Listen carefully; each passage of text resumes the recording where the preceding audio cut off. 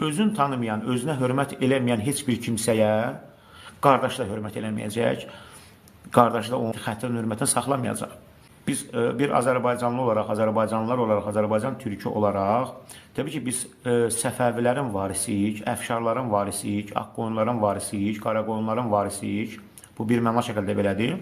Bizim qardaşlarımız, Türkiyə türkləri də Osmanlıların varisidir, Özbəklər Teymurlərin varisidir. Nə bu günləri Özbəklər demir ki, biz Səfəvilərin varisiyik, Əfşarların varisiyik, nə də biz demirik ki, biz Əmir Teymurun varisiyik.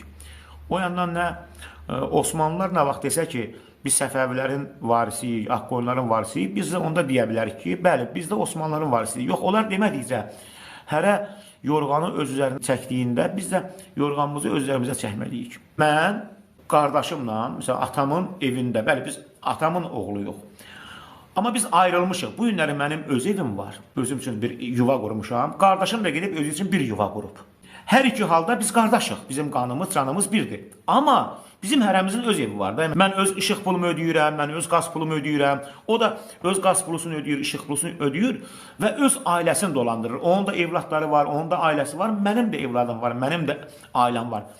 Mənim oğlumun durub gedib mənim qardaşıma ata deməsi düzgün deyil. Həmçində qardaşımın oğlunu gəlib mənə ata deməsi, bu da doğru deyil.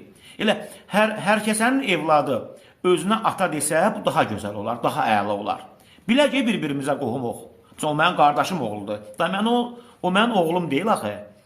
Nə də mən onun evladının atası deyiləm.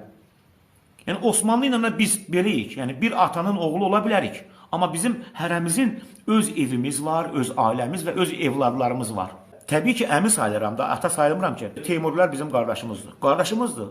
Osmanlılar da bizim qardaşımızdır. Qardaşımızdır. Qardaş tariximizdir. Amma Əfşar, Səfəvi, Ağqoyunlu, Qaraqoyunlu biz özümüzük də qardaş.